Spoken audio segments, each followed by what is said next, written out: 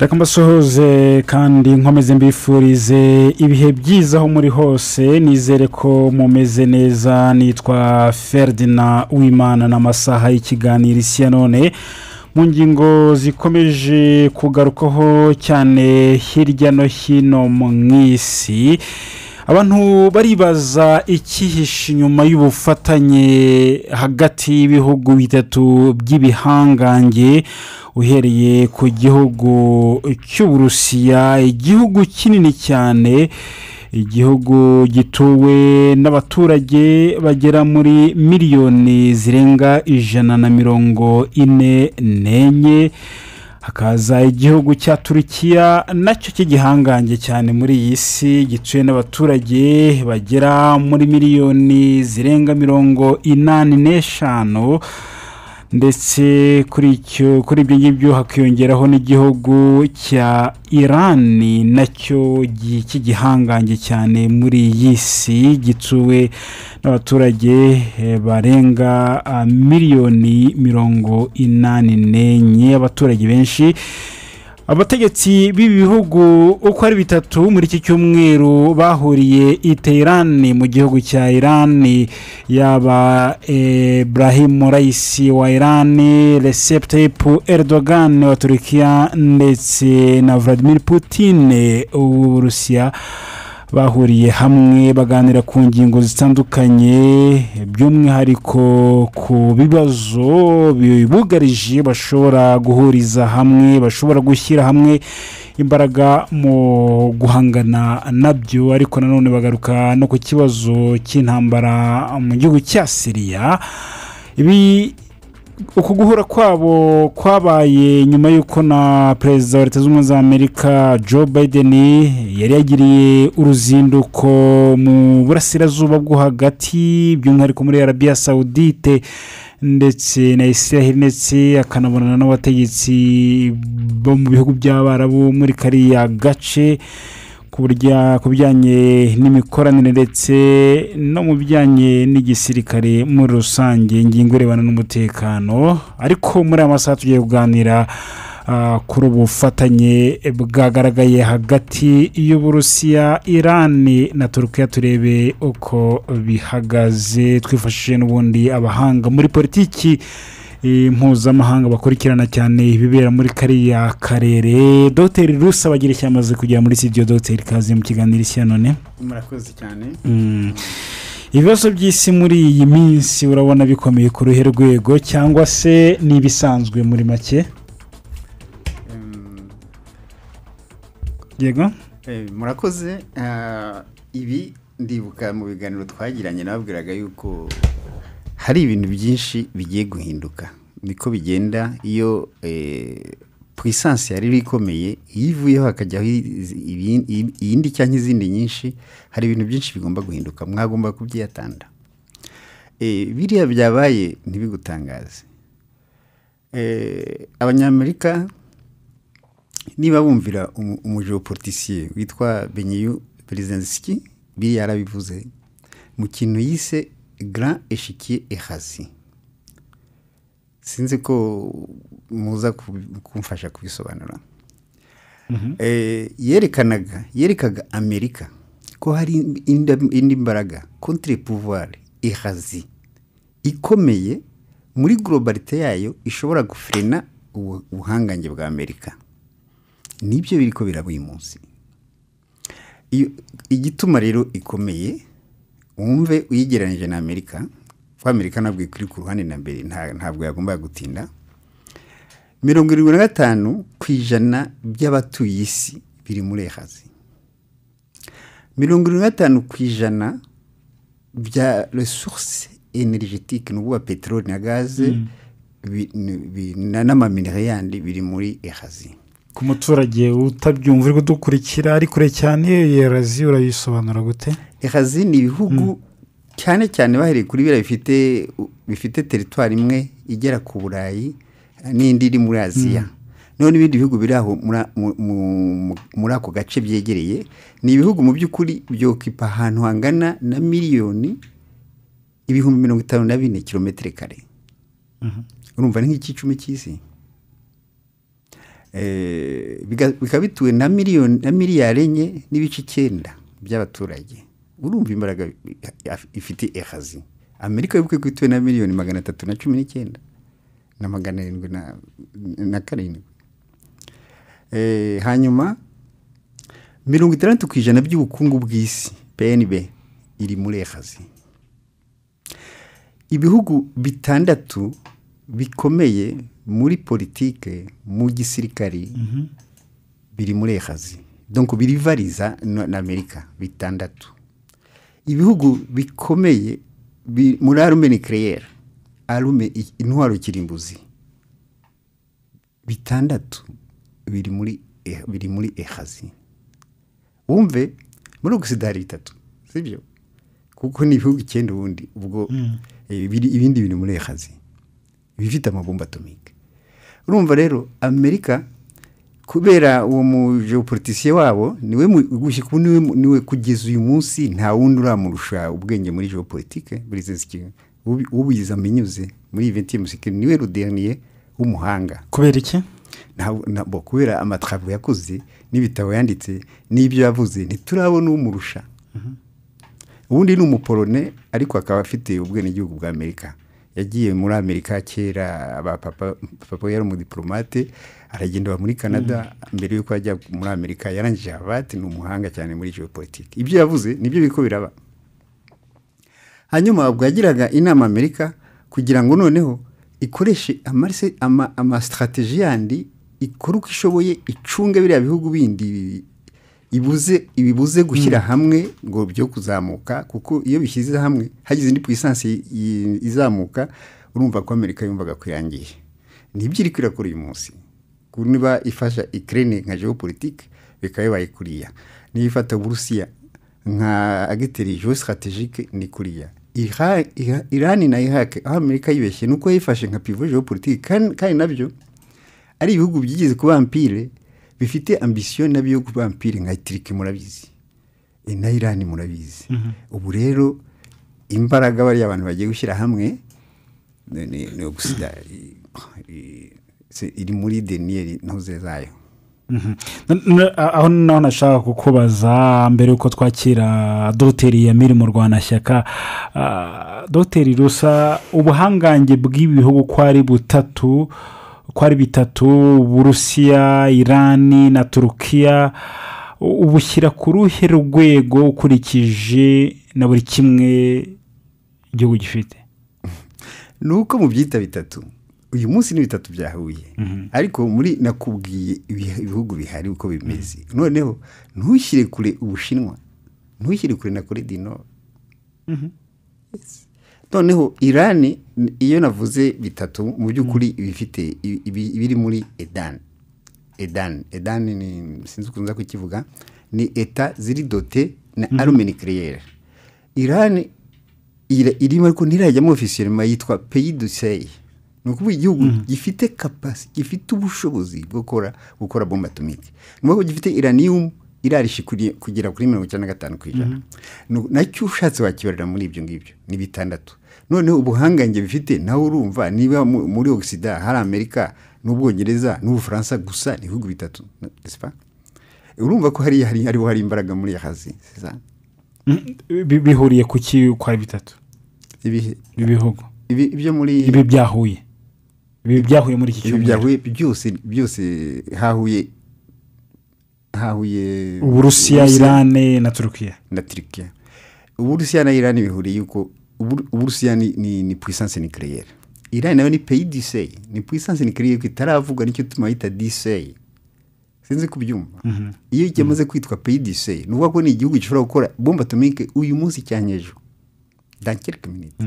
Ariko Amerika ivuga ko itazigera yemerera Iran kwitukora ibitwaro bya Kirimbuzi. Iribeshya ntabyo yashobora. Iyo bishobora baragize nka Iraq bayiteye bari kuyikeka gusa idafite n'ibyo ngibyo.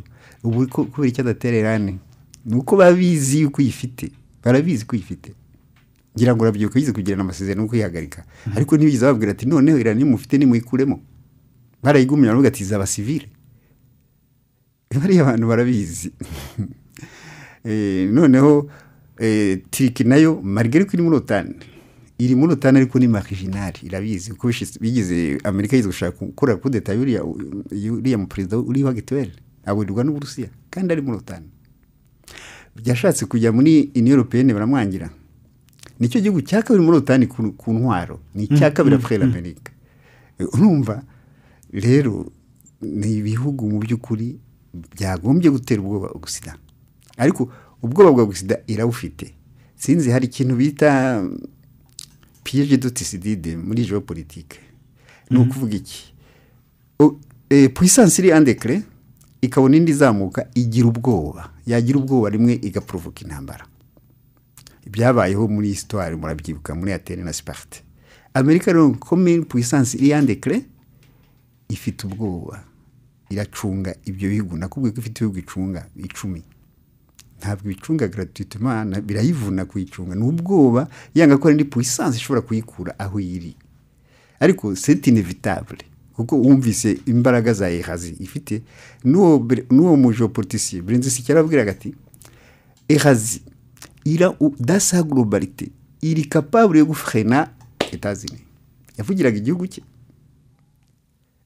igihugu cye gusa icyo nabashimiye ibyo inama yabagiriye barayumva kandi yari conseiller muri ombre utavugwa ariko uri beaucoup plus écouté wumva cyane ariko iyo ubona ibyo bakora warasomye ibitabo bya Brzezinski urabona neza ko bakurikira ibitabo bye ubundi se Dr iyo urebye uko guhura kwa ibihugu kwa ari bitatu Irani Turkiya n'Uburusiya ukanareba n'uburyo Perezida Joe Biden yagiye mu burasirazuba bwo hagati akagirana ibiganiro n'abariya bategetsi b'ibihugu by'Abarabu iki kintu gishyira mu wuhe murongo mu by'ukuri ukurikije n'uko isi imeze kuri ubu ngubu n'ibibazo ihanganye nabyo voyage Biden yagize nta kipfana n'ibirirwa no kubwira ifite ikipfana n'intambara ya Ukraine ifite igipfana n'ibihano Uburusiya bwafatiye plutôt Occident yafatiye Uburusiya yagiye kubinginga ngo bazamure production ya petrole yo kuza igiciro kijye hasi kuko bafite ikibazo petrole irahenda nicyo cyamujyanye ariko nabwo ni kwa kundi ntabwo ari nabyita ngo iki ntabwo ari bienvenue muri Arabie Saoudite hari hashize iminsi hari agatansi yo kuva bica wa mu prince bari Gashugisi ni uko yitwa wa undi biciye muri Turkiye kuko Amerika yakijije uriya mu prince ko ari bo bamwishe barabihakana ahubwo biranatangaje kubona uyu munsi yagiyeyo yari yavuze ko Arabie Saoudite ari paria ni igihugu ciwe bari ntabwo bibaza ko yasubirayo ariko urabona muri politique yarebye abona bafite ikibazo ubuzima buri ko burakutasheri cyane muri Amerika petrol iri hejuru gaz iri hejuru ifaranga ryabo ryateye agaciro ibintu byose biri hejuru ajya kwinginga Arabie Saoudite ngo arebe ko bakwemera bakazamura umusaruro wa petroli ikagabanuka icyo ndi sure ntabyo bakora hanyuma mwibaze n'ibindi Arabie Saoudite nariye wa Amerika ariko ubu bariko barasaba kujya muri BRICS biratangaje de toutes les façons abantu bafite civilisation imwe biragoye ubu ngubu biragoye ni byinshi cyane usobanuye nk'intangiriro z'ikiganiro turacyari mu ntangiriro zacyo Dr Amiri mu Rwanashyaka nawe ukurikirana cyane ibibera hirya no hino mu isi yumvaga ibyo wasobanuraga ariko by'umwihariko we yanageze no muri biriya bihugu Dr Amiri kaze mu kiganiro oya murakoze minsi ishize wagiye muri Irani nagiye ariko nagiye ku rwego rw'ibintu byari byanjyanye ariko nararebaga hari conference narindimo nibyo ariko unarebye imiterere y'akarere muri rusange kuko no kugera muri Irani hari ibindi bihugu wenda umuntu anyuramo none ibihugu uko ari bitatu guhura kwabyo muri iki cyumweru birongera izihe mbaraga ndetse n'igitinyiro kuri bimwe mu bihugu bibona biriya bihugu nk'ikibazo kuri byo? wenda reka tugire icyo tubivugaho ku gihugu kimwe kuri kimwe. ni uko muri byo twa geopolitike ni ibihugu bifite icyo bivuze itandukanye, buri cyose gifite icyo gitandukanye n'ikindi. hari Uburusiya, muribuka ko pacte ya Varsovie, pacte de Varsovie yasinywe kuri tariki ya 14 z'ukwa gatanu muri 1955. iriya bloc soviétique nyine cyangwa bloc de l'Est yari hariya. ariko nanone Turukiya nanone uzi ko iri umunyamuryango, ni kimwe mu banyamuryango ba NATO. Iran ikaba ari igihugu kidafite aho kibogamiye muri ibyo byose, ariko nanone bikaba biri mu cyerekezo kimwe. ni ukuvuga ngo Turukiya, Uburusiya na Iran bihana imipaka. ari Uburusiya bufite umupaka buhana na Turukiya, bukagira umupaka buhana na Iran mu majyaruguru. Turukiya nayo ihana umupaka na Iran, ikahana umupaka n'Uburusiya. urumva ko byose bifite umupaka umbega rusange. ikindi ibihugu byihagazeho wenda ku buryo bw'abaturage, kuko nka Turukiya na Iran byose biri hejuru miliyoni zirenga 85. wakongeraho Uburusiya bufite hafi miliyoni 144. urumva ko ari population nanone ifite ikivuze. ku buryo rero bwa geopolitique novuga ngo ni nka Turukiya ni igihugu gifite inganda, gifite igisirikare. Uburusiya bwo nta kintu nakwirirwa mbuvugaho, uzi ko ari force nucléaire, byo birazwi. Iran nayo ikaba iri muri iyo gahunda yo kugira ngo ikore arme atomique. ikaba ari igihugu gifite umwaro muremure, gifite peteroli, njyana igihugu cya kabiri gishobora kwicukura peteroli na gaze. kikaba ari igihugu cyamaze kudeklara ko ari igihugu cy'umwanzi ku banyamerika n'aba-Occidentaux bamwe na bamwe. buriya ahubwo hari n'abavuga ko hariya nko mu burasirazuba bwo hagati muri kariya karere muri rusange puissance iri hariya, Iran iza nko ku mwanya wa gatatu nyuma ya Turukiya na Arabia Saudite mu kugira ubukungu buri hejuru. ahubwo buriya ishobora kuba irusha na Turukiya kubera ko Turukiya nta peteroli nyinshi ifite. ikindi barahahirana kuko bafite umupaka. none n'abaturage baho ku ruhande rwo ku mipaka ni amoko amwe. buriya mu majyaruguru ya Iran bavuga Turukiya, baragenderana, barashyingirana, ni amoko rwo usanga bamwe n'aba Turukiya, bane n'aba Perse. icyo kintu kikaba kiri aho ni bloc bakoze. mu mwanya ndimo numva Dr. Rusavuga ibya Erazi, nuvuga ngo buriya ni indi bloc yakozwe ariko ishingiye kuri economy. kandi no wareba ibihugu bikomeye ku buryo bwa gisirikare, ku buryo bw'ubukungu, ugasaba iri muri kara gace. ufasha Ubushinwa, ugafata Ubuhinde, ugafata Pakistan, ugafata Iran. abantu benshi buriya kereka wenda bazi geography ntibazi yuko Uburusiya bwegeranye na Amerika harimo kilometero 4 gusa hagati yabo, nubwo biregeranye cyane. biregeranye. buri Uburusiya bujya gukora kuri Amerika. aho ushobora kumbwira ati ntabwo ari byo ko buri mu Burayi no mu Buhinde, ariko nkatwe dukubagana wenda ku bintu by'ibitabo tugeze tukabibona. none ikibazo rero gihari no kuvuga ngo kubera ko Abarusiya ni igihugu wenda gihanganye na NATO, ariko Turukiya ikaba ari igihugu gifite ibibazo byinshi kubera ko kiri muri NATO, cyegeranye n'Abarusiya, kikaba cyegeranye n'igihugu kiri netre kandi kiri hostile kuri ibyo bihugu.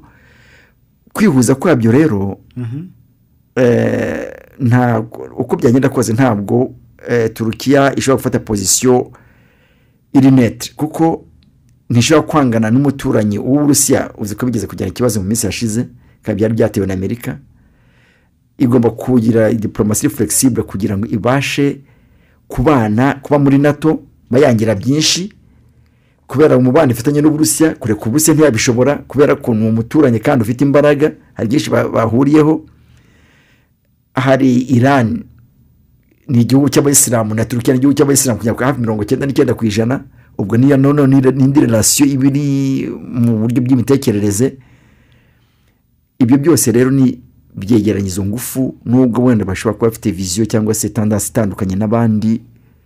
mu gihugu cyose gifite ko kijera ibintu byacyo, ariko bafitanye ibyinshi bahuriyeho kandi bakaba ari noneho mu gace kamwe muri regiyo imwe. Izo mbaraga zabo barimo barazihuza. Uru rugendo rwa Putin na Erdogan na Ibrahim Raisi, uzi ko Joe Biden avuye muri tune ibihugu by'Abarabu, yagiye kureba Arabie Saoudite kandi kugira ngo bwire ngo bongere production, mbega bongere gucukura peteroli. Nubwo nge ntemera ko bazabyemera kubera ko niba icukura ikaba nyinshi izagwa, ariko nanone ubu Arabie Saoudite igura essence mu Burusiya ikayicuruza kuko niho bihendutse. Abize ekonomi ugira bizi kuko nshobora kurangura ikintu iwawe nanjye ngifite icyo nkagitanga gura icyo kubera ko hari balance y'ibiciro.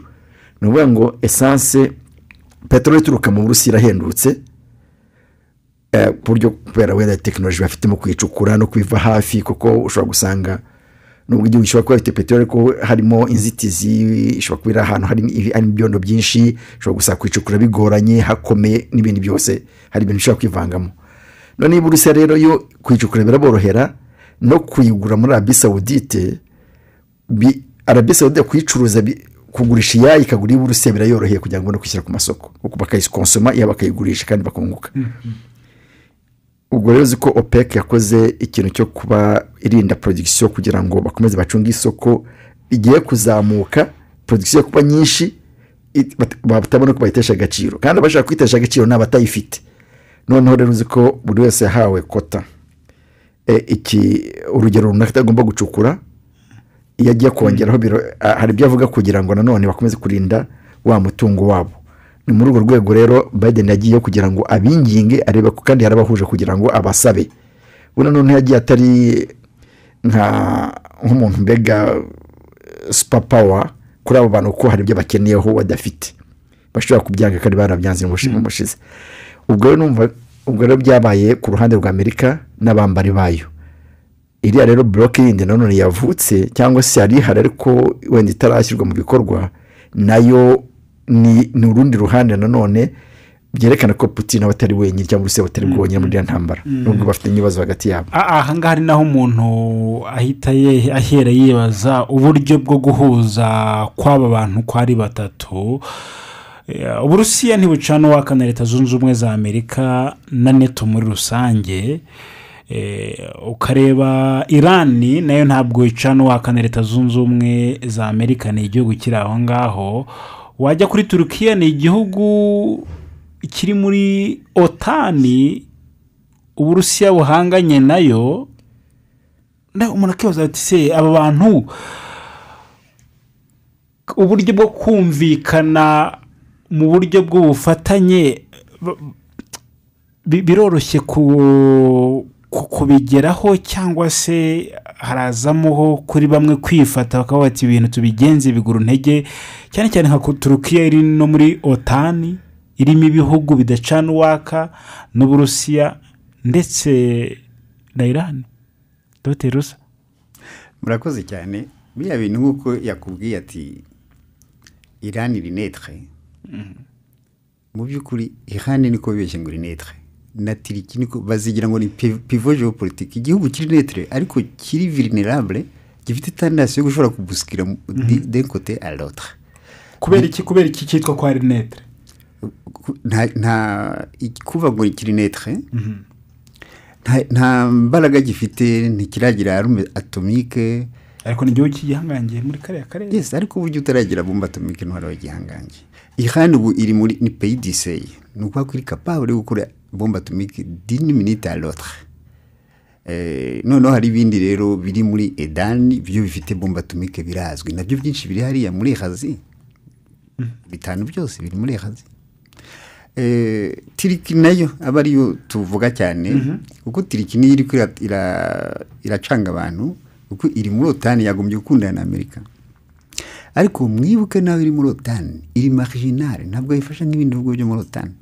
Kuko muribuka yuko Amerika yashatse gukorera kudeta uriya mu perezida, ayagiye muri konje Ankara, hanyuma Uburusiya nibwo bwamuburiye.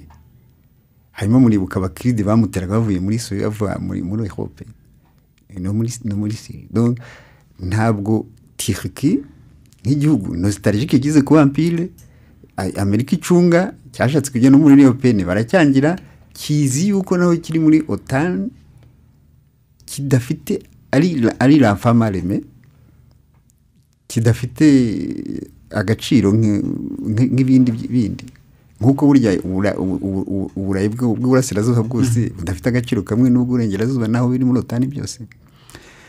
Iran yo mubyibuke, Iran yo Amerika irayisirivira cyane kuko naho ari pivot géopolitique ni acteur géostratégique, nayo yigize kuba empire, nayo iracyafite ambition inyuma y'imipaka yayo. Hanyuma irakize, ifite detroit. Mwibuke yuko igituma Amerika isirive ya Iran ni kwa kundi ibaho ku mahosete géostratégique géopolitique, ntihagire puissance yemerija. Bateranye Iran na Arabie Saoudite, bateranye Pakistan na Inde. Muri kwa Arabie Saoudite yamvayisa Yemen, abantu bita Abahuti. Iran yari bashyigikiye, ibihugu birahangana kubera Amerika. Ibyo rero ntabwo mu by'ukuri n'abari abanyamerika ntabwo babyibagiwe, barabicunga kuko bariho bazi yuko bashobora kudakomeza, bagomba kugira politike idasanzwe, amakoro, amamayanse, amakooperasiyo, noneho bagacunga izindi puissance, hatagira puissance yemerija ikabakura kuri regime mondiale. Ariko iyi etape bariho ni dernière etape, kubera na Ukraine narababwiye ni pivot géopolitique. Nuko iki bagomba gucunga ntigume muri jiro ya Putin, cyane bakareba ko ese iraguma muri jiro, iraguma mu Burusiya cyangwa iraza muri Occident. Nuko babitangiye muri 2014 bashyira uriya mu president kwari kugira ngo ive muri jiro y'Uburusiya, kandi ni strategique ku buryo Uburusiya butari kura Ukraine. Sinzi ko mubyibuka baravuze ariko si kera bati Putin adafite Ukraine azaba puissance régionale, ariko afite Ukraine ashobora kuba puissance mondiale. Tugomba gukora uko dushoboye tukamwaka Ukraine. C'est ça, nibyo barimo kuva muri 2014. Reba aho bigeze. Hari risque yuko bata Ukraine c'est fini, baragiye. Ubu rero barasigara baracunga Iran, bacunge n'Ubushinwa, bafite ibibazo baza kunenwa kujera.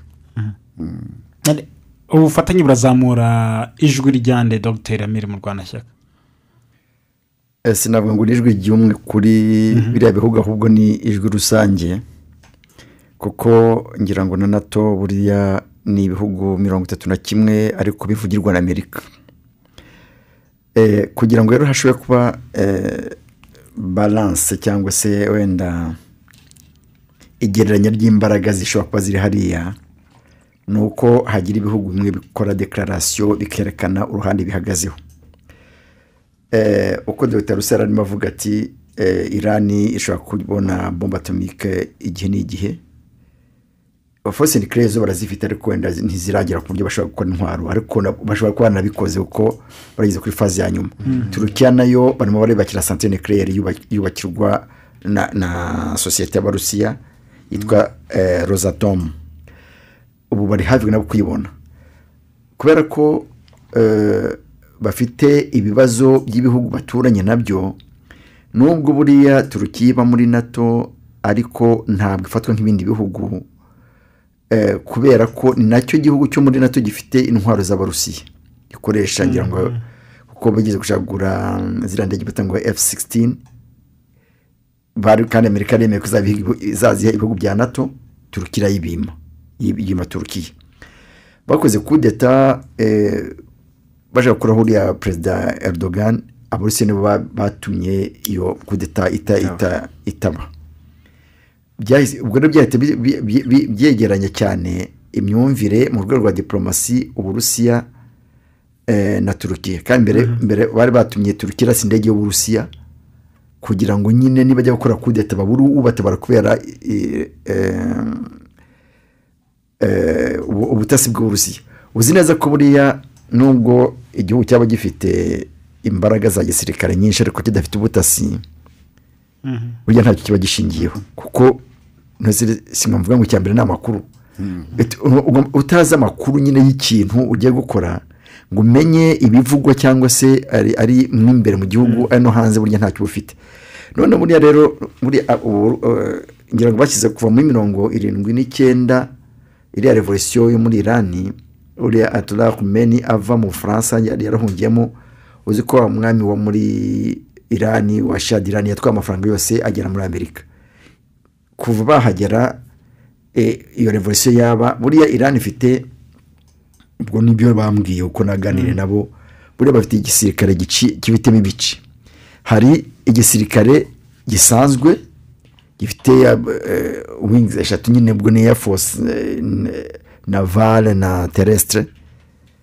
kikajya service de renseignement yabo hakaba n'ikindi gisirikare gifite ibyo byiciro ariko niho bita ngo ni garde de la révolution abo rero ngo bafite état major ebyiri bafite na budget ebyiri bafite n'ibikoresho bahabwa na leta ariko ku buryo butandukanye ngo buri mutwe ushobora kuba ufite ukora kose bakagira ubuyobozi bumwe uriya mwami w'ikirenga wa Iran kuva muri 80 Amerika yashyiriyeho ibihano Iran kubera ko yagaruje amafaranga yabo bari babatwaye ngira ngo uretse na Iran nk'igihugu wenda twavuga ko kitari mu bihugu by'ibihangange gushyirirwaho ibihano iyo myaka yose kuva mu 1980 kugeza uyu munsi no myaka ishize ariko kuki Iran yashoboye kubasha kubaho urumva bashyizeho ibihano mu rwego rwa peteroli uburyo bw'inganda uburyo bwa gisirikare uburyo bwose bega ntabwo hari ibihugu buriya bituranye nayo nka Turukiya Uburusiya na Chine byakomeje kuvyora iyo ambargo yashyizweho kuko yashyizwe n'ubwo yashyizweho ngo na ONU kubera ko yabaye dicté par les États-Unis ariko amakuru nuko Uburusiya bwakomeje gucuruza peteroli ya Iran bukajya buyibagurishiriza bakabana n'amafaranga abashinwa bakomeza kuyigura ndetse bakajya niyo batangira ubuntu kuko production yabo iracyahari ntango muri Iran uhageze ntabwo ibibazo bibona wenda ushobora kwibona nk'umuntu ucengeye cyane ukitegereza ubona ko afite ikibazo economic ariko ibyo maze barabifite kandi babyemera gutyo bose rero bakaba bafite noneho uko bagiye babahima bashyiramo ibibazo byinshi by'ibihano barushaho kugira ubumwe no kumva ko umwanzi wari we icyo rero cyatumye ibyo bintu nanone bibafasha kugira ngo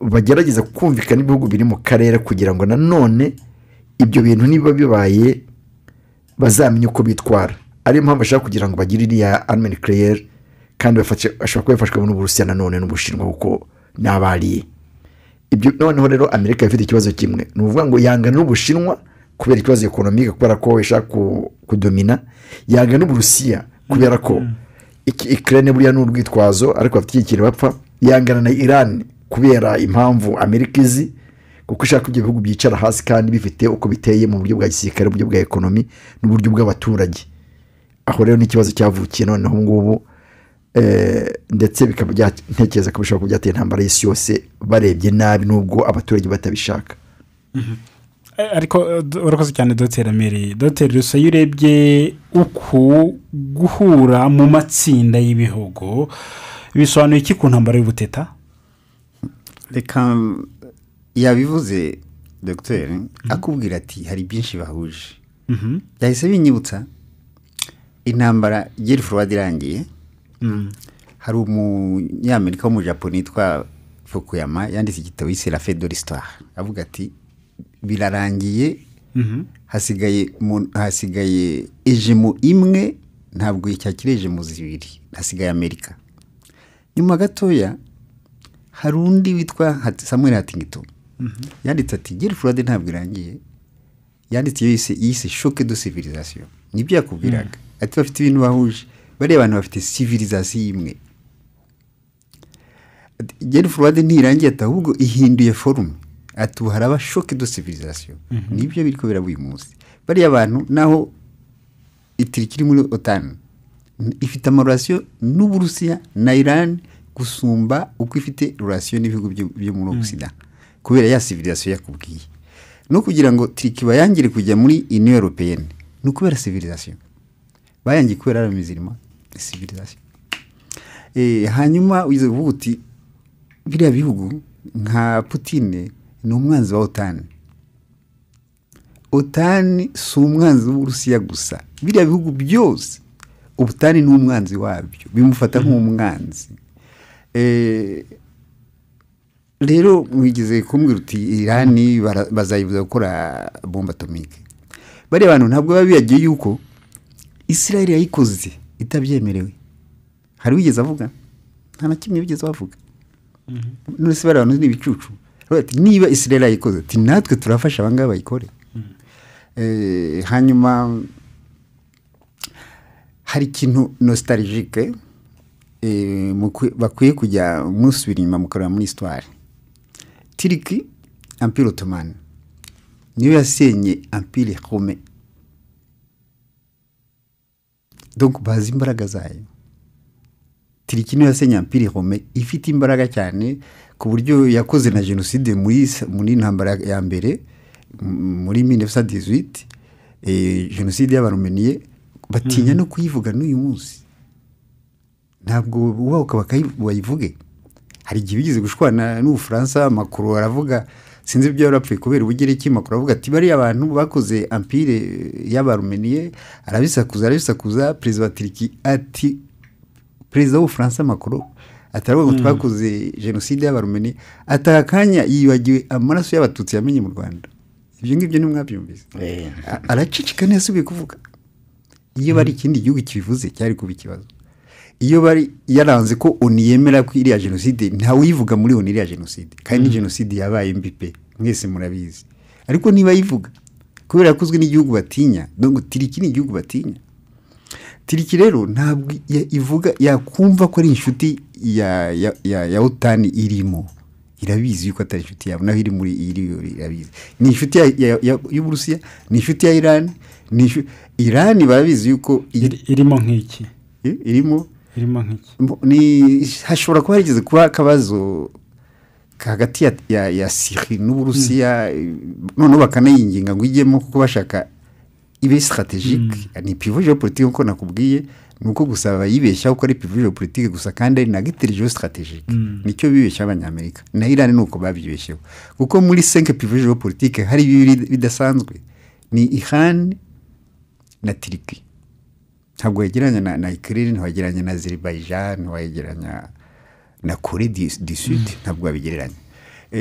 Hanyuma Iran yo mu kwisiveya cyane no kubera iki nuko bazi tension ifiteyo na Israel murabizi ko ariyo ishyikira Hezbollah ikomeye cyane kandi bakabazi ko Israel ni pays ni igihugu kitari ku butaka bwacyo ni igihugu gifite amariske menshi kandi abagishyizeho bagomba kugiproteja kuko ni nka leta ya 51 ya Amerika bagomba gucunga Iran. Nicyo gituma burya bagira ubwoba ko Iran ikora bombe atomique ntabwo bagira ubwoba ko Pakistan ikora ahubwo mu minsi ishize bagifitanye amarelation meza na Arabie Saoudite bashakaga bayifashe nayo kugira ngo Iran itazadomina Arabie Saoudite n'umunsi n'umwe muri ya politique yabo yo kumetena yo kwantretenir les divisions kuko habaye ubumwe barabona ko barariska ariko ubwo bumwe buri ko burabaho araza kufasha Dr ikintu bise Blix kibateye ubwoba cyane kandi kiriko kirakura abantu benshi basabye ibihugu byinshi byasabye kujyamo kiriko kibateye ubwoba ko giye kumera nka OTAN ariko harimo ibihugu bike bitano nakubaza ibihugu birimo ubusiribateri byaguze inama ejo bundi ni byinshi cyane kandi bifite ubukungu gusumba ibiriya bindi tuvuga. Nakubwiye yuko 75% ya matière première iri muri Asie 60% ya PIB iri muri Asie 75% y'abaturage iri muri Asie mondiale bariya abantu barabizi les six rivaux économiques militaires et politiques iri muri Ehazi na les six rivaux nucléaires na les rivaux nucléaires zose ziri muri Ehazi mu by'ukuri Ehazi dans sa globalité irafrena États-Unis ibyo barabizi uriya Brexit cyari babwiye uriya mu geopoliticien wabo yari babwiye kandi barumvira aba geopoliticien babo cyane ntibaca ku ruhande bariya abayobozi babo bagendera ku nama z'aba geopoliticien babo bitandukanye n'ibihugu byinshi byo muri Afurika ibya Brexit byo ni bitanu nubwo bikomeye ufashe Uburusiya Ubuhinde Ubushinwa Afurika y'Epfo ndetse na Brazil ibihugu bigenda byishyira mu matsinda kugira ngo byubake imbaraga ari nkuko n'ibingi benda biri gushaka kubigenza urebye hari umwe mu banyapolitiki bo mu Burusiya uvuze ko kuba Perezida Vladimir Putin yaragiye muri Iran ndetse n'uwa Turkiya akajyaho ari ukubaka itsinda rikomeye kandi wenda rishobora kugera ku bintu bifatika byiza wenda bitandukanye n'ibyigeze kuvugwa na George W. Bush wayoboye Leta Zunze Ubumwe za Amerika avuga ko ubwo Iran Iraq na Korea ya Ruguru nabyo byasaga naho bikora itsinda ubwabyo bafata nk'itsinda rigamije umurongo w'ikibi gusa Dr. Amiri mu Rwanda shyaka iyo urebye mbere na mbere ibingibi ubihuza gute buriya harya habaho ingufu zimeze gute cyangwa se ubutegetsi buriya itangazamakuru ni ikintu gikomeye gishobora gusenya cyangwa kikubaka ngira ngo no muri intambara ya Ukraine na Russia ibinyamakuru byinshi Proxida nta makuru ushobora kureba kuri RFI kuri Al Jazeera kuri BBC n'ibindi ngo ugire icyo yabona cyo kujya kwicukumbira ku muri buryo no ngo rero iyo ikinyamakuru cyabaye biaze umwanzi uhita umwanzi ushaka bitewe n'inyungu cyangwa se icyerekezo ushaka kuganamo iriya BRICS rero nk'uko Dr. Rusa bivuze buriya wavuze harimo Ubushinwa Uburusiya Ubuhinde ariko ubihuze n'ibingiye turi kuvugaho by'Uburusiya Ukraine Turkiya na Iran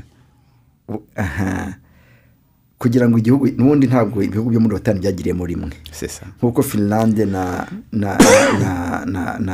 na Sweden birimo bisaba sibwo ko bitabayeho ntabwo ari ibihugu byabaye créé uyu munsi burya umuntu ajya mu kintu ku bushake cyangwa se kwera impamvu abona n'inyungu afitemo ngira ngo Abafaransa baje kujyamo nyuma kandi bari mu gihugu cyari gikomeye ngiye guha nk'urugero uzi ko mu ntambara y'isi yose irangiye muri 1949 niho basinye NATO yashinzwe iriya bloc soviétique yabita ngo Pacte de Varsovie ishingwa ku itariki ya 11 z'ukwa gatanu hari muri 1955 mu masezerano ya Geneve niba mbyibuka neza mu byo bita ngo kurwanya ikwirakwira ry'intwaro za atomike bavuze ko igihugu gitafite technology yayo kitazayishaka kitazabyiga kitazagira abo kiyaka kuko bashaka kugira ngo ibihugu bitanu byangwa kuba limite bikaguma gutyo ababifite abaguma nteko ntibazabyigisha abandi kugira ngo isi baje gutekana bari ibihugu bifite ngo ni veto muri UN uburufashe Uburusiya Abanyamerika Ubufaransa Ubwongereza n'Ubushinwa si ibihugu bitanu byashingiye kuki kugira ngo bajye kugira ijambo ryihariye gusumba abandi no kubera ko bafite force nucléaire ariko none umenye ko muri iyo nuclear state no kwango ibihugu bikomeye n'amasezerano yo bavuga intwaro za kirimbuzi n'Abafaransa n'Abarusiya n'Abanyamerika kuko bihariye hejuru ya 75% abandi bose bagamana 25% habayeho iki kuko bari bashyizeho amasezerano bashyiraho umukono yuko batazatanga technology cyangwa gufasha mu buryo bwari bwo bwose ibindi bihugu bibone izo bombe kuko ishobora kubaza no kuzikontrola bigoye ariko Abahinde kubera kwanga communisme y'Abashinwa nubwo Abashinwa bafite ari puissance nucléaire bavyoye ya pacte ya convention ya Geneve bafasha Abahinde kugira ngo babone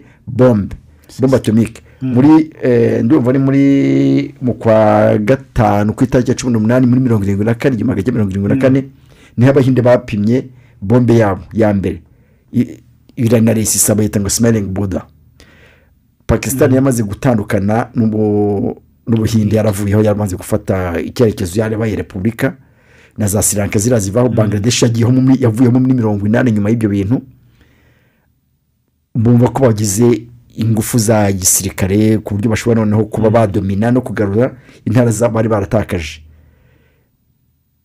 Ubwo urumva ko nubwo babasinye amasezerano rimwe rimwe bayavira ku bushake kubera za nyungu nyine zo kudomina kugira ngo ugire na influence ku bandi bantu.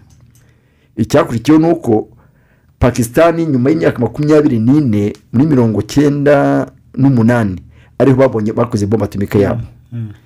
Bayikoze kubera iki kugira ngo habe ya balance hagati y'ibyo bihugu biri rival ariko byose ari aliye ku banyamerika. Niyo mpamvu n'abanyamerika bacecetse ugasanga Pakistan yose umwanzi ariko bakamukontorera hafi.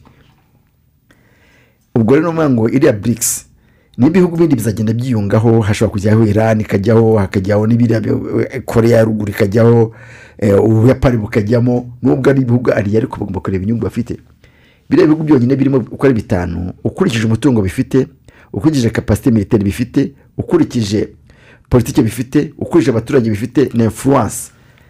Brazil uziko na Afrika y'Epfo ifite bomba atomike baje kwikura mu ko hari amasezerano nigeze kuba ko Afrika igomba kuba igihugu kitari kitafite za centrale nucléaire. Haka babikoze barahari naho byari biri bashobora kujya kubyubaka. None rero buriya byabaye nk'ikintu cy'igikangisho ubu ngubu ahisi igeze umuntu wese ashobora kuba kubera ko n'ikoranabuhanga ariko mu byita byaroroshye ku buryo umuntu ashobora kuba yabona tekinoloji runaka cyangwa no kuba afite ababikora n'ahabikorera n'ubwo burenganzira.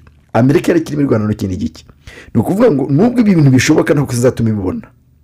Rimwe namwe barabisenyeza uko bize kurasa centrale nucléaire no muri Iraq bateye kuyubaka. Uzi ko muri Libya mbere yo kuba mutera bafashe bari batangiye kuyubaka nayo ibikoresho barabijyana biha abanyamerika bashaka nyine reconciliation n'abandi. Nuvuga ngo noneho ntabwo zira superpower zifite ubushobozi bwo kuba babuze ngo ntabwo uzabikora kuko ntabwo akeneye kuba babigisha. Ahubwo ngo ntabwo tuzatuma ubikora tuzabirwanira mutubisenye. Aho ni kibazo kiri rero. None reka turebe buri nyungu buri gihugu inyungu gifite mu kuba wenda byahuza umurongo w'ibitekerezo mu gukemura ibibazo byabyo. Dr. Rusonda duhere nko ku Burusiya, kuba Uburusiya bwajya kuganira na Iran kuko na President Putin yanabonanye n'uriya muyobozi w'ikirenga wa Iran Ayatollah, nabo baraganira mwemerera kumushyigikira muri intambara muri Ukraine. Tuvuge ko Iran n'Uburusiya hari icyo birafasha Uburusiya cyane kugabanya igitutu cya OTAN na Amerika nk'igihugu gisa naho kiyoboye OTAN, tuvuge gutyo, nyuma yo kwihuza na ntoza nyuma y'ibiganiro bya Putin n'abayobozi ba Iran. Urakoze cyane, ni nayo objectif bafite. Kuko nkuko Dr. yakubwiye ko Iran OTAN bakizeho muri 19 wagize ngo bashyire iki muri 19. Ubundi muri 15 Amerika no yabonye bomba atomike yonyine. Ntabwo yari izi ubundi muri gahunda zayo bagomba kubibika mu ibanga rikomeye ku buryo Amerika ashaka ko ariyo igira bomba atomike yonyine. Muri 15 ziko bayibonye bari mu nama Potsdam Truman baramo yegish projet ziko yakozwe n'umudage baramubwira ati le bébé est né babigira ibanga. Hanyuma umuntu wayikoze n'umudage en plus umukomuniste Félix Klaus afata formule ayijyana Moscow, ntiyajyanye barahuye kuko ari umwaja selete wa umukomuniste nyine wa Stalin. Muri 19 Abarusiya bakora ese ya bomba atomike. Noneho abanyamerika bati rero kuko na mbere batinyaga Abarusiya barazi imbaraga zabo, nuko abanyagusida babuze bati Abarusiya nabo ko babonye bomba atomike kugira ngo tugomba kugira coalition kugira ngo ntibazatutere, nuko bakoze OTAN. Ibyo bihugu bitanu biri muri Conseil de sécurité ubundi mu mategeko hagomba kujyaho ibyatsinze intambara.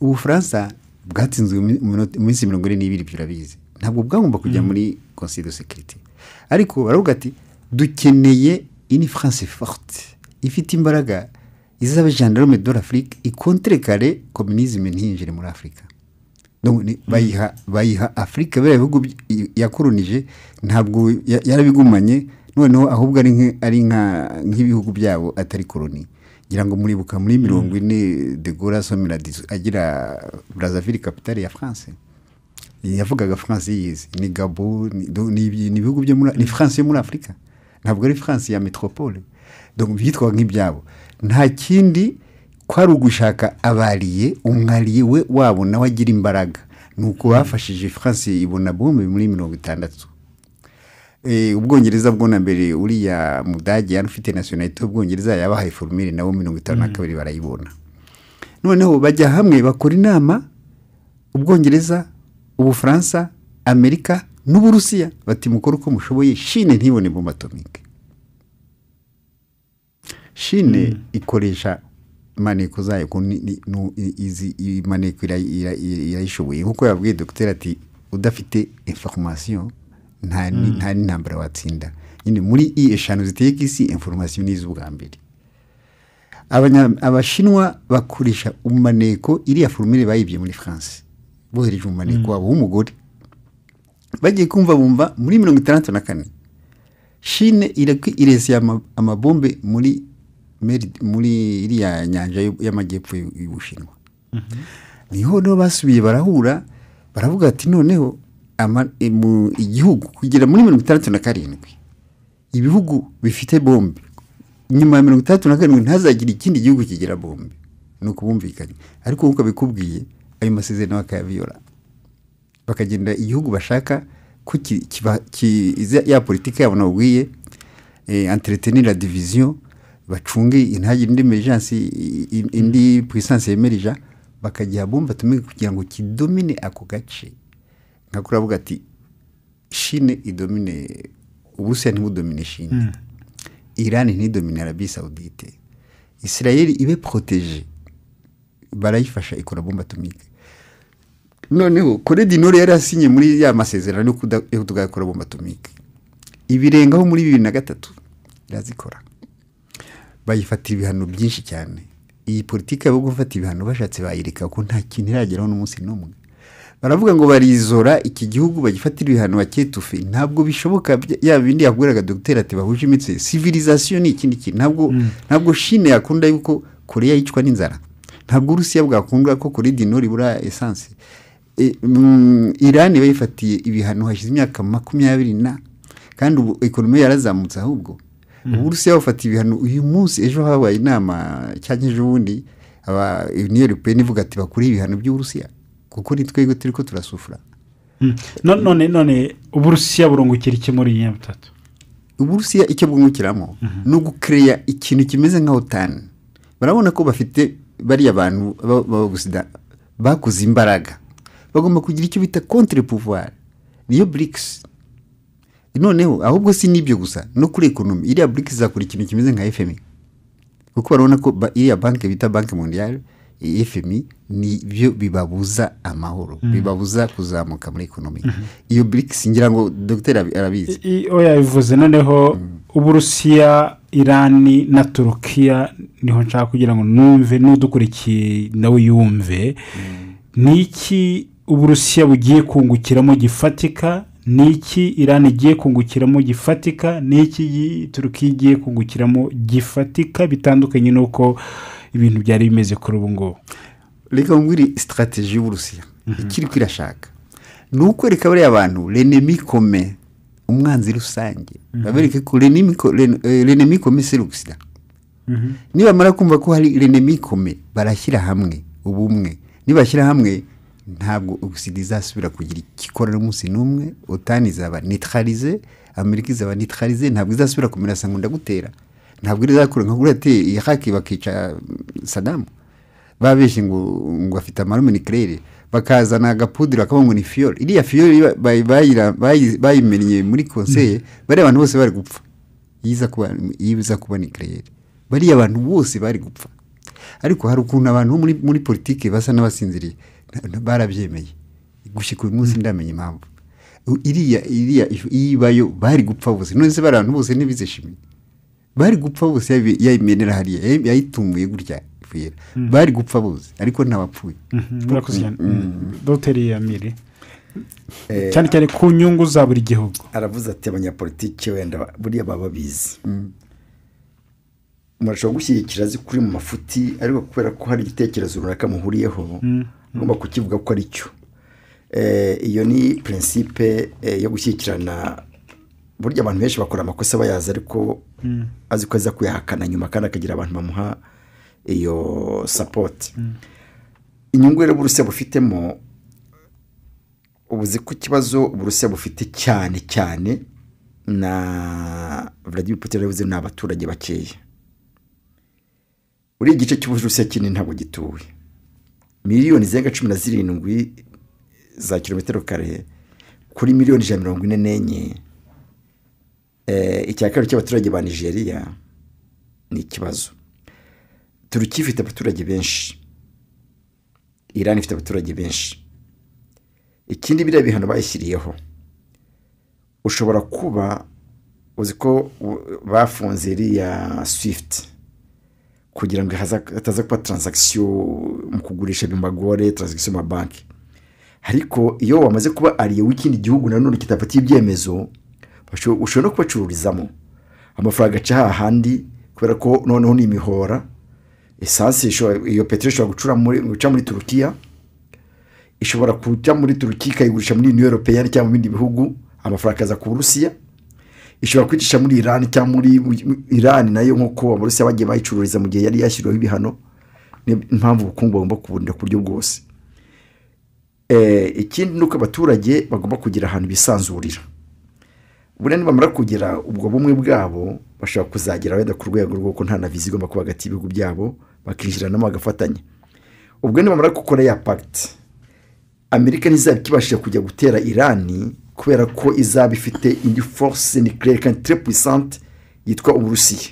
Ubwo bazabaha gasopo cyane cyane ko iyo yacu muri resolution ya Nations Unies mu muryango w'abibumbye ibihugu bifite veto ubwo izabibangamira ko mu gushyiraho ibihano kuri Iran oya n'Abashinwa babyange. Nimara kubyanga ibihugu bibiri ntabwo bya bihugu bitatu bindi bisigaye bidafite n'ubukungu nk'ubwo bihugu buzagira icyo bivuga. Ubwo resolution nyinshi zagenda ziba bloke. Uziko n'amatora yabaye muri make hari icyo buri umwe akeneye ku wundi niko bigomba kumera mu buzima itekana ngo Turukiya ni igihugu kiri muri NATO ariko kirimo ku buryo butisanzuye nk'uko ibindi bihugu birimo kandi niko bishaka kubloka Sweden na Finland ngo bye kujyamo kubera ko hari ibyo bagomba kubaka. Nubwo buriya Turukiya ni igihugu kiri opportuniste gishobora kubloka ibintu kugira gishyira condition nicyo kiri byo kibona. Iyo byanze bafite ahandi hantu bashobora kuba bajya. Nubwo Turukiya ishobora kuva muri NATO uyu munsi ikemeka ku Burusiya ikajya muri ya block. Ishobora kuba kuri muri NATO ikundana itangana n'Uburusiya. Abarusiya n'abakeneye Turukiya kubera ko ni igihugu kiri muri NATO kifasha kugira ngo ibashe gucengera muri NATO kandi none igihugu cy'abaturanyi. None NATO izabona gute Turukiya mu gihe irimo kugirana umubano wo ku rwego rwo hejuru nk'uyu nguyu n'Uburusiya na Iran? NATO nta shwa ifite kuko ntishobora aho kugira ngo itakaze Turukiya atakaza Finland. Turukiya cyambere n'igihugu kinini gifite ingufu cyegeranye n'Uburusiya kandi kiri Burayi kiri hagati y'Uburayi na Aziya. None buriya ureba ikigufitiye inyungu. Buriya NATO iramutse itakaje Turukiya kugira ngo negire yumve ko ifite umutekano yajya kuri bloke iri ku Burusiya. Ubwo Abarusiya none babaye bicumye bakigiramo imbere none ku buryo noneho NATO bayikontrola ku buryo bworoheye. Nubwo ya base bari bafite Turukiya uzi ko ejo bundi yagurije drone kazitanga muri Ukraine kubera ko nyine ariko NATO ivuga ariko nanone itangana n'Uburusiya kandi Uburusiya akabitorera. Ubwo noneho kuvuga ngo gutakaza Turukiya Abarusiya ntibashobora gutakaza Turukiya NATO ntishobora gutakaza Turukiya. Aho noneho Turukiya yungukira nanone wenda reka tuvuge nk'uburyo bwa geopolitique. Uzi ko Turukiya irimo irwana muri Syria ariko irarwana n'abantu bashyigikiwe n'Uburusiya na Iran.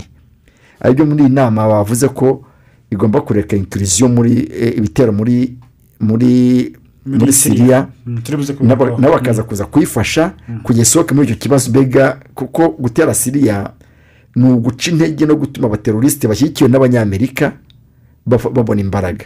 Ubwo nabwo rero ni strategy yindi nacyo bashaka kugira ngo bumvikane ku kintu kimwe, bagire ibyo bumvikanaho. Nk'uko ku mupaka wa Armenia uzi ko ejo bundi Azerbaijan bari bayifungiye, ariko Iran nayo irashaka ko umupaka wa Armenia uba ufunguye kugira ngo nayo ibashe kugira ngo ni link ibone uko icesha ibicuruza byayo aho hantu, no kugira ngo urujya n'uruza mbega rubashe kubaho. Ubwo rero numva ko igihugu cyose muri biriya gifitemo inyungu. Hari Iran ikeneye umutekano, hari Uburusiya bukeneye andi majwi n'ibikoresho n'amafaranga, kandi hari Turukiya iri hagati ya NATO n'iriya Pacte de Varsovie ifite umuturanyi ukomeye kandi iri mu itsinda ry'undi muntu wangana n'uwa muturanyi we, ikaba ifite ikindi gihugu byegeranye nanone yari Empire Persique batumvikana ariko bashobora kumvikana. Ni ukuvuga ngo buriya reconciliation iri hagati ya Turukiya na Iran iroroshye cyane, kuko icyo bapfa ntacyo ni ukumvikana ibintu bimwe na bimwe. Birusha kuba reconcilia Abarusiya n'Abanyamerika cyangwa Turukiya n'Abafaransa nubwo bari muri NATO, kuko uzi ko babimye hari ibikoresho bahaye Amerika yemera guha ibindi bihugu byo muri NATO ibyima Turukiya. Ariko ejo bundi Biden yavuze ko noneho ngo yemeye kubaha izo za F-16. Ntabwo ziba kubera ko bakunda, ariko ni ukubona ko kwanga gutakaza wa mu partenaire ukomeye, kuko gutakaza abantu barenga 45,000 ushobora kwinjira muzi ko baze zabo ni hereri y'abakozi. Ikindi Biden ashaka ukuntu yakora kugira ngo muri mimanda muzi ko ya myaka 2 igiye gushira azagira icyo abwira abantu uburyo buri economy bwa security, kuko niba bumva batarinzwe bashobora kwanga no kumutora akaba yatakaza wenda n'imanda ntayirangize. Urumva rero mbega ni ugupfa no gukira, niyo ntambara barimo. Ntabwo aryama ari guhirukanga ibihugu byose, ashaka peteroli, ashaka ko igiciro cyayo cyagabanuka gute, nuko abayifite bacukura nyinshi. Kwicukura nyinshi nabo biratuma nabo bica isoko ryabo. Aho rero niyo mvura negociation n'ubyo gucisha makeya, hakaba hari influence y'ibindi bihugu nanone birimo bwira abanye ngo ntimubyemere natwe tuzayizamura. Ubufatanye bukwiye guhangayikisha cyane, cyangwa se wenda urugero Amerika kuko tutavuga rumwe cyane na biriya bihugu cyane cyane Uburusiya na Iran, yabifata nk'ibisanzwe nk'uko ibihugu n'ubundi byakwihuza bikaganira ku ngingo bishaka. Dr. Rusa sinzi cyangwa nayo hari icyo ishobora gukora kintu iyi Amerika urebye ehazi imbaraga za geopolitike zo ziri hariya, imbaraga z'isi muri geopolitike ziri hariya turiko turavuga, ku buryo Amerika iri paralize ntabyo yashobora. N'igituma warabonye ko Israel nariye wa Amerika ngira ngo urabizi n'abana babo sibyo, ariko muri intambara y'Uburusiya na Ukraine Israel wabonye ukuntu yifata, wagize ngo kubera iki? Baravuze bati Iran turahanganye turwanye, Uburusiya bukakontorora ikirere, ntabwo twabashobora, kuko bibukaga ntabwo bibagiye ibyabaye muri Syrie. Bazi ko Syrie nibikiriho yata Uburusiya barabyemera au point de vue technologique ko ba maîtrise ikirere kubarusha. Kwitonda kuri kwa Israel ubundi Israel uzi ko yihuta cyane, muribuka ko na partie d'Israel yaranze kwivaho ahantu Amerika no muri Iraq murabyibuka byose. Ariko kurika ya Ukraine Israel yitwaye ukuntu wagira ngo n'umumarayika, ari uko izi yuko Iran nayo ifite imbaraga bifitanye n'ibibazo, ati turamutujanye ibibazo na Iran Uburusiya bukabyivangamo twagira ibibazo. Rero hariya kariya gace ka ehazi ntabwo ari uyu munsi gusa gahangayikije Amerika yari imaze igihe kitari gito yumva inama z'abajeopolitike bayo ibona ko ariho hari risque hari contre pouvoir kandi noneho ngira ngo Dr Abizemi ejemo iri ku ruhande ni scandale géopolitique gupretanda kuba ejemo mondiale uri périphérique biragoye nuko barabibona bagomba gukoresha izo politique izo recette géopolitique kugira ngo bimentene kuri ejemo kuri ariko nuguta umwanya nta ejemo ihoraho ibyo ntibishoboka ibyo rwose no muri histoire murebe ama imperi yabayeho ni menshi cyane agenda atemba iyi reaction bagize ni ikintu bita piège de Thucydide kizwi igihe cya ejemo yose ijya kudeklina igira ubwoba ugasanga iprovotse intambara rimwe na rimwe zitari na ngombwa kandi ni gake izitsinda nka buriya Amerika urazi yuko naho itera Urusiya ikintu cya mbere itinya ni Ubushinwa kubera kote economique ntabwo Amerika irusha Ubushinwa kuri economy na technology ntabwo irusha budget militaire gusa budget militaire y'Abanyamerika niyo ikanga abantu bakumva ko igisirikare cyabo giteye ubwoba ariko cyane nakomeye buya uruzi impamvu budget ijya hejuru umusirikare wo muri Amerika ntahembwa nko mu Rusiya umuntu wo muri CIA ahembwa amafaranga menshi cyane ni bigenda kuko bafite standing dovi iri hejuru par rapport y'abari babo umusirikare w'umunyamerika ahembwa amafaranga menshi nk'aba bari muri Ukraine ntabwo ari ahandi bw'igisirikare gikomera kuri technology ntabwo muri technology barusha Abashinwa uyu munsi rimwe na rimwe barabivuga rimwe na rimwe nabo ariko budget yabo irazamuka kubera umusirikare w'umurusiya w'umunyamerika afatwa neza cyane umuntu wo muri CIA yitwara amafaranga menshi cyane FBI amafaranga menshi cyane nicyo gituma ariko ubundi barabizi yuko umurivare ukomeye cyane ari Ubushinwa n'Uburusiya none nkwibutsa aho ngaho ejo bundi ko bari kritika bonyine baravuze bati twakoze erreur tupusa Putin mu maboko ya Peke bati ntabwo twari kumufatira ibihano kuko tutuma ajya mu maboko y'Abashinwa ubundi babashaka ko bari abantu bagira ubumwe kandi urabyuka no muri intambara ya kabiri iriya ntambara ya kabiri y'Uburayi igihe Mussolini yateraga Ethiopia bakamwihorera ngo kwari kugira ngo batamusunikira mu maboko ya Hitler baremera Ethiopia babe victime bashake bapfe ariko dukora uko dushoboye Mussolini ritumubuze gukora ibyo akora muri Ethiopia atajya gukundana na Hitler ariko biranga biraba n'ubu rero nicyo bari ko bariyakiza bati ibihano twafatiye Putin dabone bwamugeze ingaruka twashakaga ati kandi twatumye agira amarelation meza n'Ubushinwa ati kandi bafatanye ni ikibazo ni imbaraga ni coalition ubu rero ibyo barwanije kuva kuko bihamaze igihe kinini ndatira ikintu cyatumenyekana muri OTAN biriko birabapfana basubiza uyu nguyu yitwa Steven mugishiye ati kuri ubu ngubu iyo murebye uko ibintu bihagaze buriya pozisiyo ya nyayo ya Turukiya ni yihe hagati ya NATO na bloke ya Russia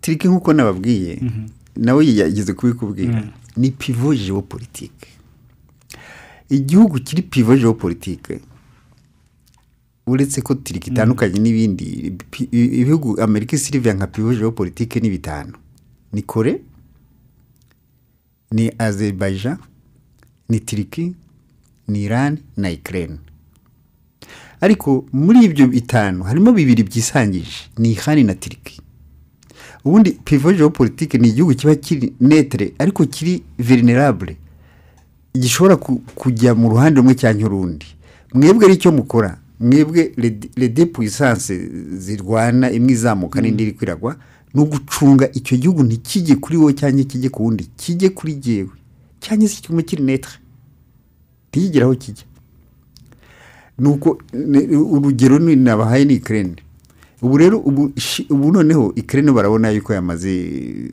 sinzi niba batigeze kwirikipera. Ubu noneho icyo bahangayikije ni Iran na Turkey uyu munsi.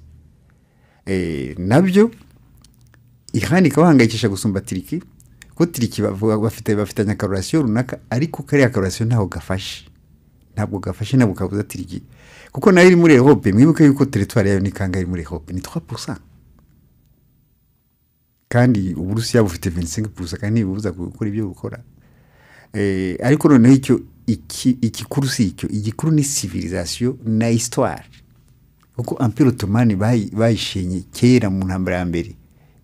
Intambara ya mbere burya gahunda yo kwari gusenya amampire, no Empire Ottoman bayishenye. Ntabwo babyibagirwa bari abantu, ntibabyibagirwa. Yego, urakoze cyane Dr. Yamiri. Ibi biganiro hari icyo bizamura kuri Irani nyuma y'igitutu yakomeje kotswa, n'ubu ngubu biracyacyotswa na Leta Zunze Ubumwe za Amerika. Hari uburyo ijambo rya Irani riri buze kuzamuka imbere y'igihangange nka Leta Zunze Ubumwe za Amerika n'ibyemezo zifata? Birashoboka cyane cyane ko noneho ngira ngo muri 2015 Amerika yivanye mu masezerano yo kugira ngo ishyiraho ibihano kubera ko Irani yashaka kugira ngo wenda izamure tekinolojiya cyangwa se gushyushya buriya butare kujya kuri bombe atomike. Izo rero iyo energy nuclear ngira ngo ibihugu bimwe byavuze ko Amerika ibikoze atari byo, ariko kubera nyine kwiyumva imbaraga cyangwa se uburyo bwa ekonomi yongera no kubihano yayikoreye yayifatiye ibivamo gutyo. Ubu rero mu minsi ishize hari abanya-Irani batangaje ko bagiye no gukora ibyo bagomba gukora kugira ngo bagishobore kugera ku rwego bifuza ku buryo bwa atomike. Abarusiya rero kubera ko bametiriza iyo tekinoloji kurenza abandi, gufasha Irani nk'igihugu cy'inshuti biroroshye, nk'uko abongereza bafashije Ubuhinde, nk'uko Abashinwa bafashije Pakistani, ngira ngo hari abafashije Brazil. Iyo tekinoloji ikomeza kandi sirikira muri abo bantu. Irani izaba yiproteje cyane cyane ko noneho za ngufu za Amerika ifite ibindi hugiyemo, hari urwego rwa ekonomi, kandi no gushotora igihugu ariye ku yindi puissance ni risk nanone, kuko niba yarananiwe gutabara Ukraine kubera ko yatewe n'Uburusiya, sinzi ko noneho yongera, sinzi ko ushobora kujya gukora yindi front yo kuri Irani nayo ihagazeho kurenza Ukraine, kandi ishobora gufashwa na cya gihugu nanone cyabananije muri Ukraine. Hakaba n'Ubushinwa bufitanye umubano wa Iran na Iran kubera iby'ubucuruzi, bakeneye amavuta, iriya petrole bakeneye, urumva ni inyungu. Kandi noneho Amerika bitabwe umwe n'Ubushinwa kubera ibihano igenda bifatira, ariko buri uzi ko buriya Ubushinwa bwaraniye Amerika ku bihano bya ekonomi. Tuvuga ngo nibo bakonsomateri babo, kuba kufatira embargo rero bati ntabwo ibintu byacu tuzabigura. Niba nari kubigura Abanyamerika ntabwo bazabikosa, batabikoze bazabona amafaranga, bagenda babivanaho ngo no tunegosiye twumve. Ngira ngo Biden niwe wafashe ya mbere kujya kunegosiya Abashinwa, ntabwo Abashinwa bagiyeyo, kuko nimukora ibi turakora ibi. Basanga n'ubundi noneho cya gitutu bashobora gushyira kuri biriya bihugu kandi biri muri BRICS. Icyo nicyo kibazo rero. Eurasie ni igihugu, ni itsinda rikomeye cyane kuko rifite ibyangombwa byose. Ngo ntibazakenera gaze yo muri Amerika cyangwa mu bandi muri Occident, ntibazakina tekinoloji y'ahandi. None na consommation bwabyo bashobora gukora population yabikonsoma. Ari nayo mpamvu buriya Chine, Dr. Rusi aravuga ati wenda puissance militaire y'Abanyamerika ihora ifite bijo hejuru, ariko noneho tekereza abantu barenga miliyari y'abaturage na miliyoni 350 kuba entretien yabo. Nubanga Abashinwa bakeneye iby'ibanze byinshi ariko bakabibona. Abanyamerika babona byinshi byo konona cyangwa se kubaho muri luxe, ariko si bose none kubera capitalism babamo. Bo bateruriye hamwe population yabo, abandi bateruriye igice cyabo, habaho abandi babaho, abandi ntibabiho. Ibyo bintu byose bihuje uhitubona nongo harya ninde mushobora gupfira igihugu cye, n'Umunyamerika cyangwa Umushinwa.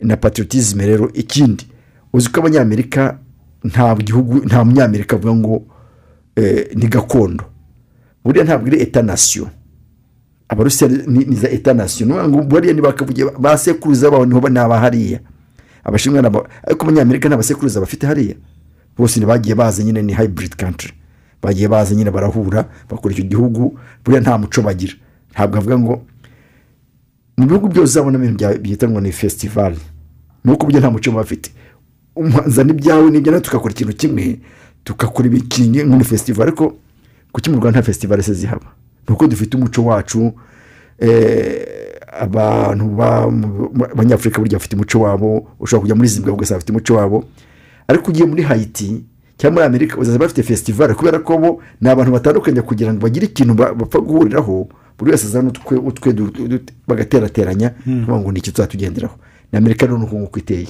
ntabwo leta nation ibyo nabo bikabaca intege n'umva ngo nta kuko muri Amerika igera nibasha no kuyihunga wese akajya iwabo ariko nta mushinga wagenda nta murusiya wagenda bapfira iwabo icyo nicyo kintu mbega buriya Amerika irabizi mu mateka birazwi iyo rero igihe utari eta nation burya nta nicyo tuba gishingiyeho n'umva ngo nta ya civilisation ntabwo civilisation imwe nta ka civilisation nicyo kintu gihuza abantu icyo rero nicyo gituma buri Amerika yikanze irashaka kugira ngo irebe ko yabyica kuri niveau embryonnaire mbega bigitangira giye kugira imbaraga irakoresha iki ni ukoresha influence no kwerekana ububi bwabyo ariko nanone hari gusanga abantu bamaze kubona ko ari we kibazo ari cyo kibazo gihari kugera ku munsi ahubwo none buri kibazo gihari igihugu cyitwa Brazil iri muri Amerika Latine ariko noneho iri ku mugabane wa Amerika kandi nayo irashaka iri mu rindi tsinda ntiri muri NATO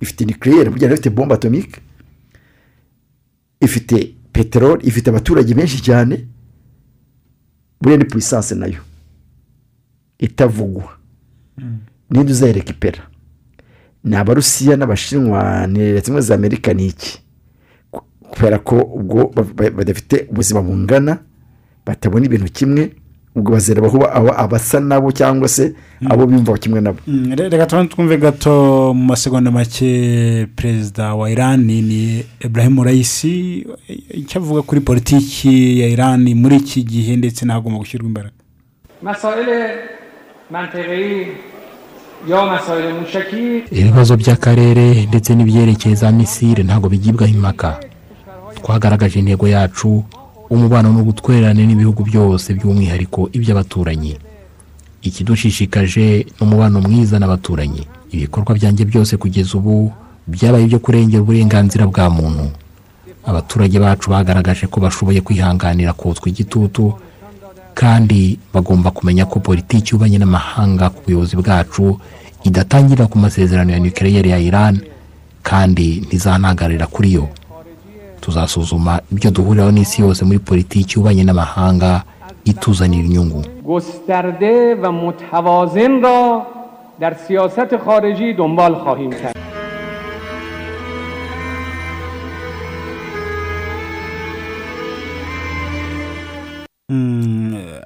aravuga ko gahunda ya nucleaire ya Iran ubu ntabwo ari ibintu byo kugirwaho impaka bivuze ko n'umugambi ugikomeje ariko Amerika ikavuga ko idashobora kwemerera ko Iran yatonga intwaro za kirimbuzi ariko aho ngaho biranarebwa niba muri ubu bufatanye bw'ibihugu bwiyongeraho Uburusiya na Turukiya niba bashobora gusunika Iran kugera kuri iyo ntego doterusa Amerika irapfa kuvuga ahubwo ishobora kuba uyu munsi Iran ibivuga ifite kuko Iran bifitiye na tekinoloji yabo bayikora kuko iyo bamaze kwarisha uranium gukora bombe atomique ni ibiki formule ndutayizi afite plutonium na uranium musu kuyivanga gusa ni 28 kilo na 25 hariya kuvuga na Korea du Nord barayicunze cyane ngo ntibikore ariko ntibamenye ukuntu yabikoze bagiye kumbona gukora amayese ikibabaza no nibyo Dr avugaga nuko hari ibihugu bafasha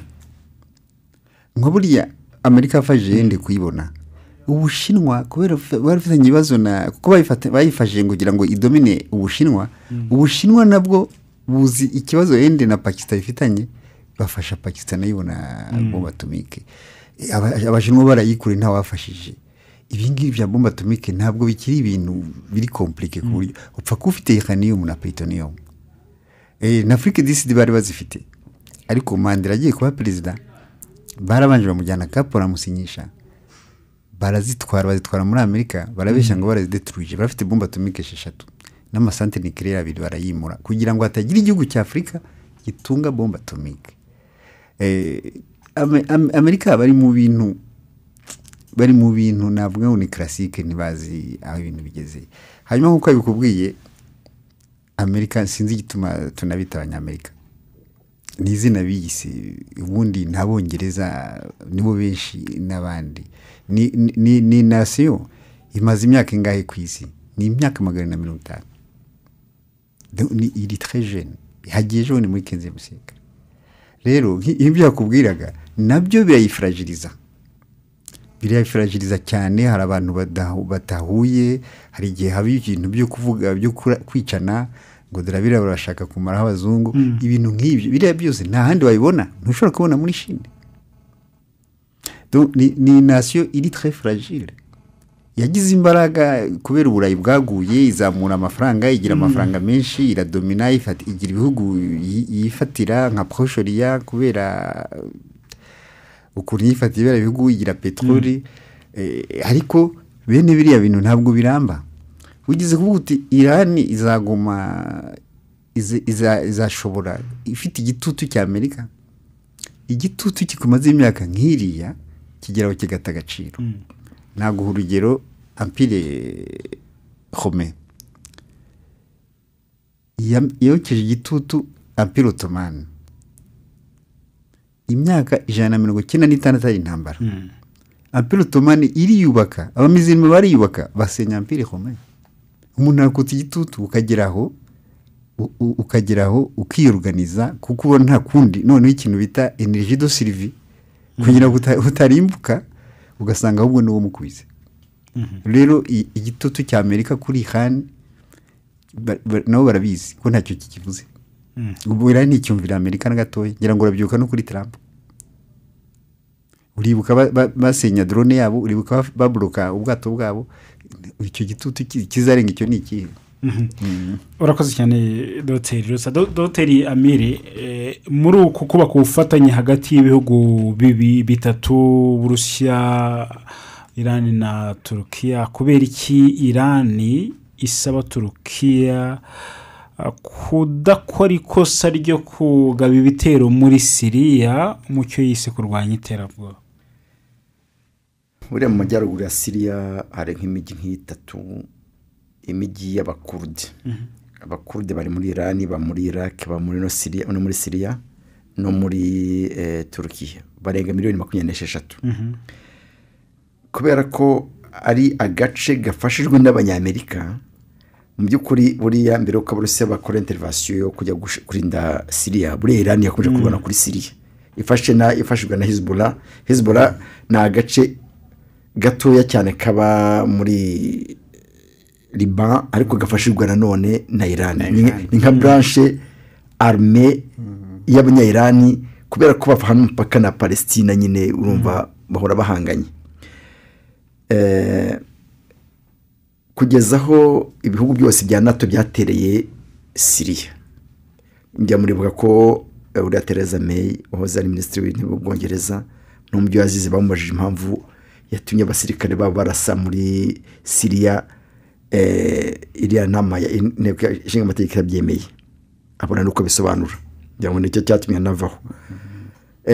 Buriya kubera demokarasi ibiri muri ibihugu by'i Burayi, societe civile akora ngira ngo Boris Johnson ntabwo buriya yeguye kubera ko hari icyabiteye ntiyashaka gukomeza ariko amakosa yakoze basaba batazayihanganira harimo n'ari amagambo bivuze kuri Ukraine Burusiya ariko nyine urumva ntibashobora kwishyira hanze ariko ibikoza nari usanga ari byo kuko nta kindi gitangaza yakoze.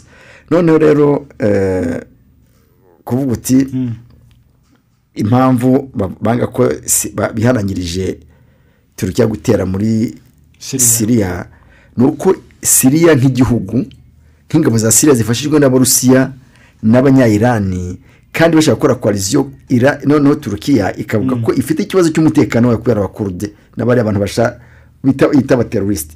Wowe n'utera Syria uraba wafeblisa armée ya Syria none bituma duhangana nawe, noneho bwa bumwe bwacu buse n'ubupfa, noneho ababyungukiramo niba abanyamerika n'abongereza n'abandi bashyigikiye babandi bakurwanya, none bitume bashaka kugira influence muri kariya gace. Ni ukuvuga ngo amakosa twakoraga wowe nanjye tuyihora, ubwo none tuzabifatanyiriza hamwe. Uzi ko babwiye Erdogan ngo ntakore inclusion ya gisirikare hariya, noneho abateroriste bazamufasha kubarwanya, ariko badahangayikije igisirikare cya Syria, kuko bashaka ko Syria igira integrity territorial, noneho ikongera ikarekipera ibice byayo byose nk'igihugu.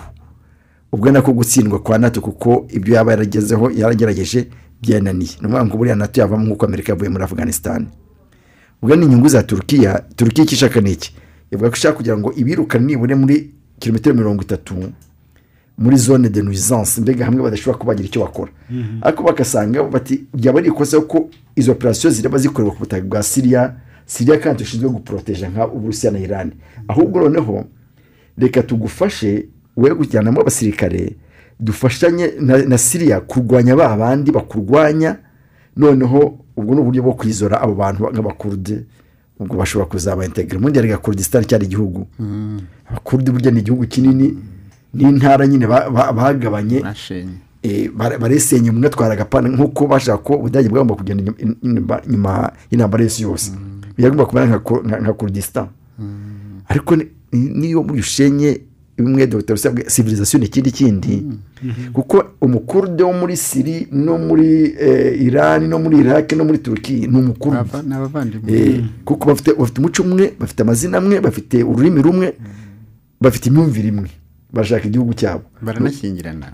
Urumva none iki kintu rero ni uburyo bwo ku ni strategy ahubwo ikomeye Turkiya ishobora kuzayikurikiza kandi ikazayungukiramo. Turimo gusatira umusozo w'ikiganiro, wenda buri wese agira icyo abivugaho ku cyo abantu basigarana muri ubu bufatanye, ndetse n'icyo abantu babwitegaho cyane ubufatanye bw'ibihugu ko ari bitatu. Dr. Rosa, ikintu abantu bagomba babyungukiramo, basigarana iki, icyo basigarana n'abanyafurika barebe akamaro, importance y'ubumwe, kuko Amerika ikishaka ni ya principe yabo muri charte de l'impérialisme, diviser pour mieux régner. Ubumwe ni ikibazo kuri Amerika. Ubumwe bw'abandi ubwabo barabwubatse, ni nabwo batunze, ariko bafite ubwoba bwa ehazi ihize hamwe. Nkuko nakubwiye, Amerika puissance yayo irarangiye. Icyo bari ko bararwana nibyo Dr. yakubwiraga Emile, nuko babacamo kuko na sirikuitera, nuko banga ko Putin nta kindi bashakaga, ko ari ukugira ngo bace iriya koridoro y'amajyaruguru. Rero ikintu isomo twari dukwiye gusigarana ni ukureba akamaro k'ubumwe, kandi muraza kureba bariya ehazi baraza gutsindira gusida kubera umwe. Ariko Amerika ni ireyisisa kubatandukanya. Turiki ikangana n'Uburusiya, Iran ikangana na Arabie Saoudite, Israel byo ntibishobora gukundana, ntibaza kugira aho bagera. Uburusiya bukangana n'Ubushinwa, kuko Japan yo barayikurikirana cyane ngo ntikune n'Ubushinwa, bibatera ubwoba cyane. Kugira ngo Japan ikune n'Ubushinwa bibatera ubwoba cyane. Korea zibiri zikundanye bibatera ubwoba cyane. Donc bari bakwiye kumenya akamaro k'ubumwe, Afurika ikabireberaho akamaro k'ubumwe. Nibyo mbona nsabagiwe abanyafurika.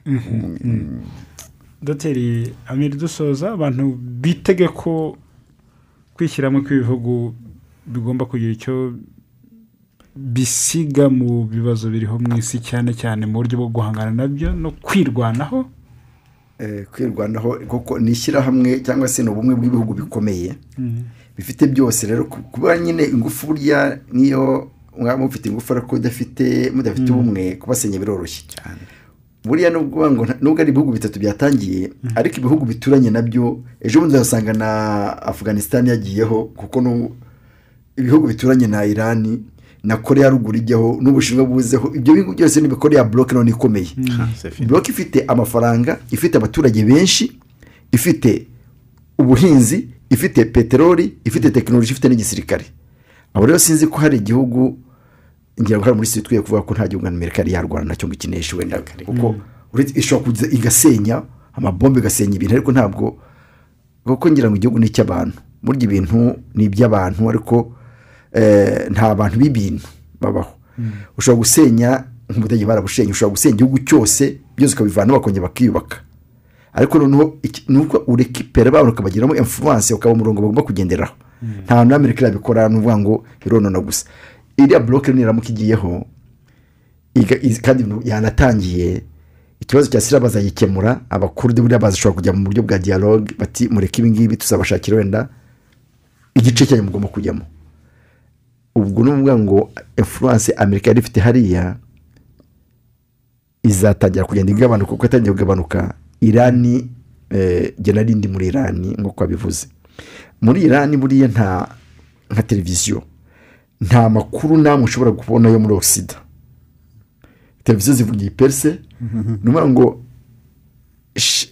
kanale zose zirafunze, n'uvuga ngo babahaye umurongo bagenderaho kwanga influence no kugira ngo bagire na contact n'abo bantu uretse leta yonyine ishobora kuba ifite nabo kugira ngo control miliyoni 80.